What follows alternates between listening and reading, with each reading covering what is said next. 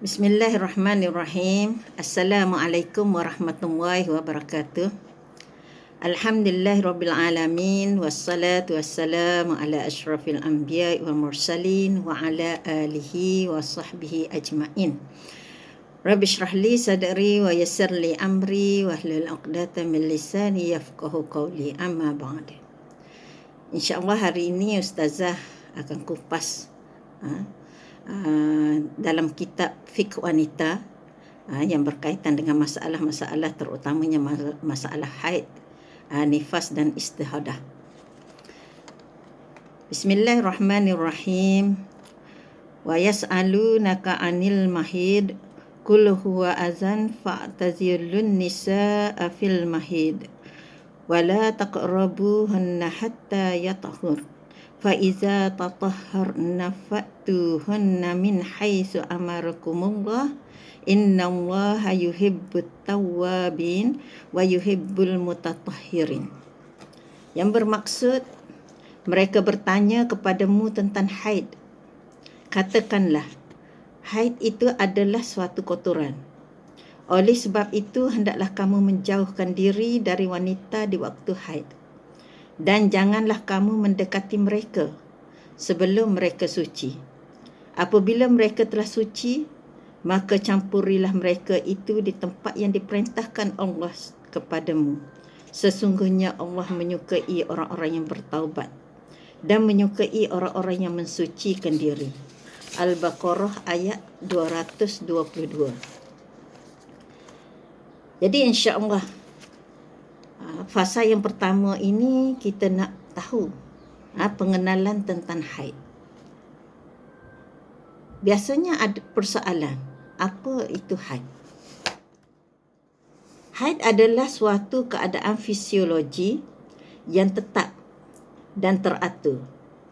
Ia dialami oleh wanita yang berada dalam lingkungan umur yang berupaya untuk mengandung. Maknanya orang yang datang haid ini dia boleh mengandung sekiranya berlaku hubungan kelamin. Semasa kedatangan haid, seseorang wanita akan kehilangan darah.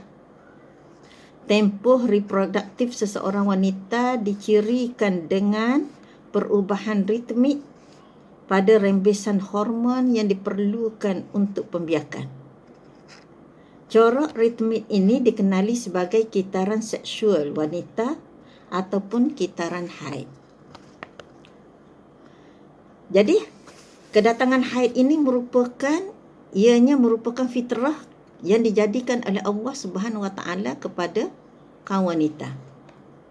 Sayyidatina Aisyah radhiyallahu anhu berkata, yang bermaksud, kami pernah keluar bersama Nabi sallallahu alaihi wasallam untuk menunaikan haji.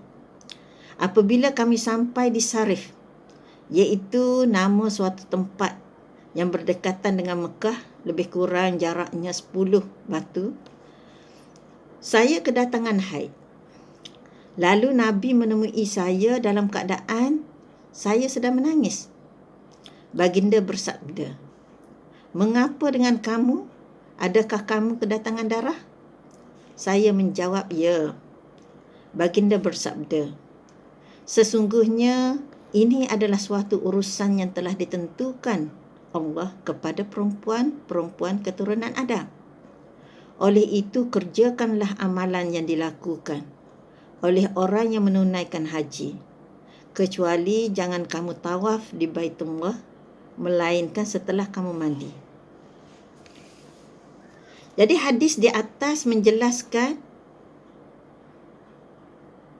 yang mana haid ini adalah fitrah kaum wanita yang normal. Maknanya orang yang tidak kedatangan haid, wanita yang tidak kedatangan haid, dia tidak normal.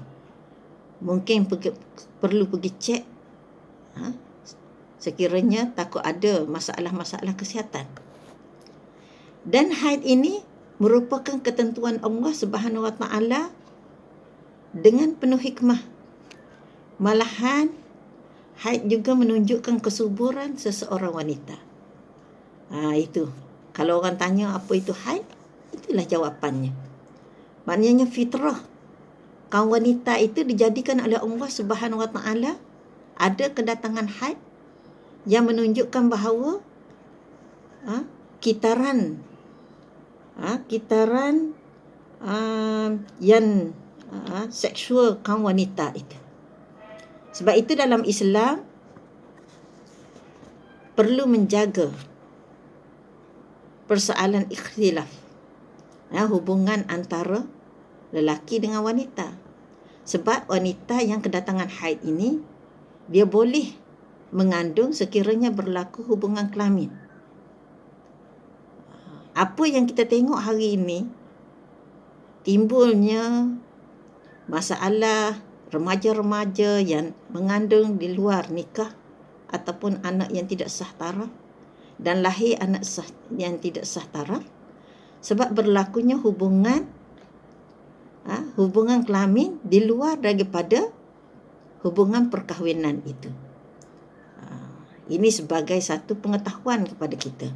Pesanan ustazah kepada semua, terutamanya remaja-remaja Islam, remaja-remaja perempuan, perlu menjaga. Selain pada kita tahu masalah haid ini, kita tahu haid ini merupakan fitrah kepada kaum wanita. Kesan hubungan kelamin itu kepada orang yang telah datang haid ini boleh menyebabkan wanita itu mengandung. Jadi ustazah rasa insya-Allah cukup setakat ini. Insya-Allah kita jumpa di siri yang kedua tentang fiqh wanita ini. Wabillahi taufiq wa hidayah. Assalamualaikum warahmatullahi wabarakatuh.